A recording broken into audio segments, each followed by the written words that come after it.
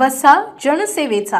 काही अधिकारी कर्मचारी गोलमाल चित्रपटालाही लाजवेल असे गैरकृत्य करत असून नुकतेच अमरावतीत खोट्या माहितीच्या आधारे 7 जण नायब तहसीलदार झाल्याने व त्यांनी 23 लाखांचे वेतन फस्त केल्याने जिल्हाधिकारी आशिष शेरेकर यांनी त्यांना 23 लाखांची वसुलीची नोटीस बजावली आहे. हे अव्वल कारकून किंवा मंडळ अधिकारी होते. अशाच गोलमालचा प्रकार बुलढाण्यात तत्कालीन मंडळ अधिकारी विजय टेकाडेबाबत समोर आला तरी त्यांच्यावर अद्यापही कारवाईचा आसूड ओढण्याची हिंमत वरिष्ठांकडून होताना दिसून येत नाही. सध्या गोलमाल चित्रपट गाजतोय तसंच महसूल विभागातील गोलमाल म्हणजे प्रशासकीय अनागोंदी, नियमबाह्य बदल किंवा भ्रष्टाचाराचा कारभार गाजत आहे. या गोलमालचे सर्वात मोठे उदाहरण विभागीय आयुक्त जी अमरावती याच्याच मुख्यालय येथे समोर आले आहे.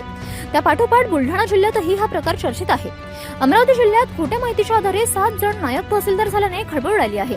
लक्ष्मीकांत तिवारी, अविनाश हाटोडे, संजय मुरतकर, संदीप टांग, प्रशांत देशमुख, श्यामसुंदर देशमुख आणि संजय आवारे असा 7 नायब तहसीलदारांचा समावेश आहे. हे सर्व जिल्ह्यातील वेगवेगळ्या तहसील कार्यालयामध्ये कार्यरत होते.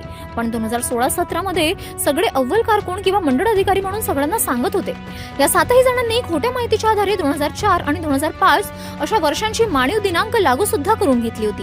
या प्रकरणी जिल्हाधिकारी आशिष शेरेकर यांनी त्यांना 23 लाखांची वसुलीची नोटीस बजावली आहे. हे विशेष बुलढाण्यातही हा गोलमाल सुरू आहे.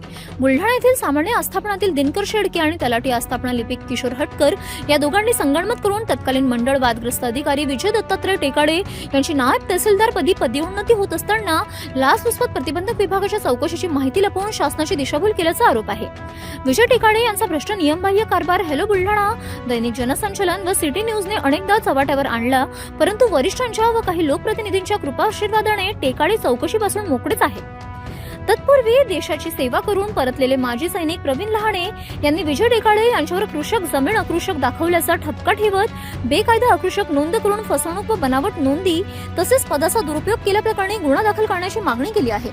आणि गोलमाल करणाऱ्या विजय टेकाडेसह त्यांची एसीबीची चौकशी माहिती लपवणाऱ्या किशोर शेडके, दिनकर हटकर यांच्यावर कारवाईची मागणी जोर धरू लागली आहे. अमरावती विभाग, अमरावती आयुक्त व बुलढाणा जिल्हाधिकारी या गंभीर प्रकरणात काय कारवाई करतात त्याकडे सुज्ञ जिल्हावासियांचे लक्ष लागले आहे. जितेंद्र कायस्थ, मुख्य संपादक, सिटी न्यूज.